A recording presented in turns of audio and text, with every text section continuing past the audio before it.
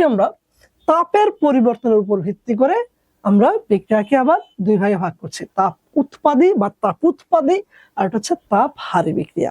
এবং তাপ উৎপাদী এই শব্দটাকে আমরা আসলে এভাবেও লিখি, তাপ উৎপাদী একসাথে সন্ধি বিচ্ছেদ না করেও আমরা এভাবে একসাথে লিখতে পারি তাপ উৎপাদী।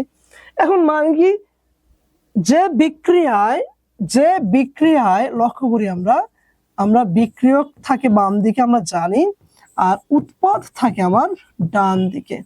তো এখন যে বিক্রিয়ায় উৎপাদের সাথেই আমার তাপ উৎপন্ন হয় সেই বিক্রিয়াকে আমরা বলছি তাপ উৎপাদী বিক্রিয়া বা তাপ উৎপাদী বিক্রিয়া। এখন অনেক সময় আমরা এগুলা সঠিকভাবে লিখতে গিয়ে ভয় পাই, কি লিখবো, ভুল হয়ে যাবে কিনা। খুব সিম্পল, তোমাকে সাহসী হতে হবে। তুমি যদি সাহসী না হও তো তুমি আগাইতে পারবে না। তুমি ভুল করো, এই ভুল করাটার সাহস তোমার থাকতে হবে, ভুল করার সাহস তোমার থাকতে হবে। এই সাহস না থাকলে তুমি শিখতে পারবে না, আগাইতে পারবে না। ওকে, নো প্রবলেম।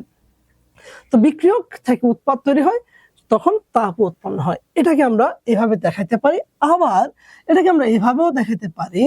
দেখো ভালো করে, বিক্রিয়ক থেকে উৎপাদ তৈরি হচ্ছে, ভালো কথা।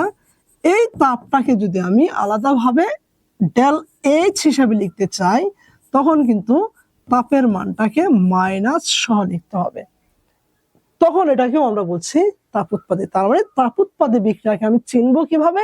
নাম্বার 1, ডেল এইচ এর মান এটা মাইনাস হিসেবে থাকবে, এবং আরেকটা হচ্ছে উৎপাদের সাথে তাপের মানটা দেওয়া থাকবে। আমরা একটা উদাহরণ যদি বলি, যেমন নাইট্রোজেন প্লাস হাইড্রোজেন রিঅ্যাকশন করে আমার তৈরি হচ্ছে কি, দেখো অ্যামোনিয়া।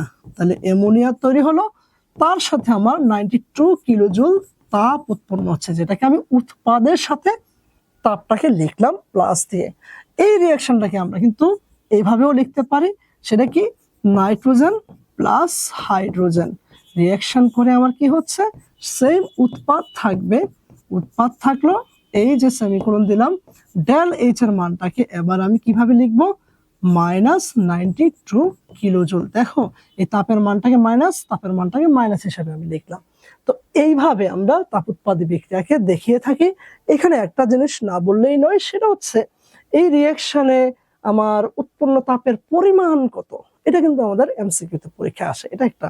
তারপরে এখানে তাপ কত, চাপ কত, প্রভাবক কি, এই যে এই মানগুলা কিন্তু পরীক্ষা আসবে। তাপ কত, এখানে কত তাপমাত্রা দেওয়া লাগছে, তারপর হচ্ছে চাপ, কত চাপে বিক্রিয়াটা হচ্ছে, তারপরে এখানে আমার কি বলে কোন প্রভাবক কাজ করছে, সেই প্রভাবক কিন্তু আমাদের জন্য ইম্পর্টেন্ট।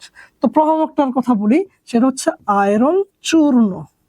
তো পরীক্ষায় যদি তোমার আয়রন থাকে আবার আয়রন চূর্ণ থাকে, তাহলে কিন্তু তুমি আনসার করবা আয়রন চূর্ণ। এখানে কিন্তু একটা মিস্টেক হয়ে যেতে পারে। এগুলো আমার তাপ উৎপাদী বিক্রিয়া। অন্যদিকে আমি যদি তাপহারী বিক্রিয়ার কথায় আসি, লক্ষ্য করো, তাপহারী বিক্রিয়ার ক্ষেত্রে আমরা এখানে বিক্রিয়ক এবং তাপ, অর্থাৎ বিক্রিয়কগুলা তাপের উপস্থিতিতে বিক্রিয়া করবে, তাপ না পাওয়া পর্যন্ত সে বিক্রিয়া করতে পারবে না। এই কারণে বিক্রিয়ক প্লাস তাপ দিয়ে আমরা লিখি উৎপাদ। যদি এরকম কোন রিঅ্যাকশন থাকে, সেটাকে আমরা বলছি তাপহারী বিক্রিয়া। অথবা আমরা এটাকে এভাবেও লিখতে পারি, তাহলে বিক্রিয়ক থেকে উৎপাদ তৈরি হলো, আমরা আলাদাভাবে ডেল এইচ এর মানটাকে প্লাস দিয়ে তাপ লিখবো, সেটা হয়ে যাবে আমার তাপহারী বিক্রিয়া। ফর এক্সাম্পল আমরা যদি একটা উদাহরণ দেই, নাইট্রোজেন প্লাস অক্সিজেন বিক্রিয়া করে আমার কি হয়, নাইট্রিক অক্সাইড। এবং এই জায়গায় ডেল এইচ এর মানটা দেখো একটু, সেটা হচ্ছে প্লাস 180 কিলোজুল। এই মানটাও কিন্তু আমাদের এমসিকিউতে আসে। এটাকে আমরা এভাবে লিখতে পারি, nitrogen plus oxygen plus 180 kilojoule, এবং আমার তৈরি হলো নাইট্রিক অক্সাইড। এইভাবে আমরা তাপ উৎপাদী এবং তাপহারী বিক্রিয়াকে দেখিয়ে থাকি।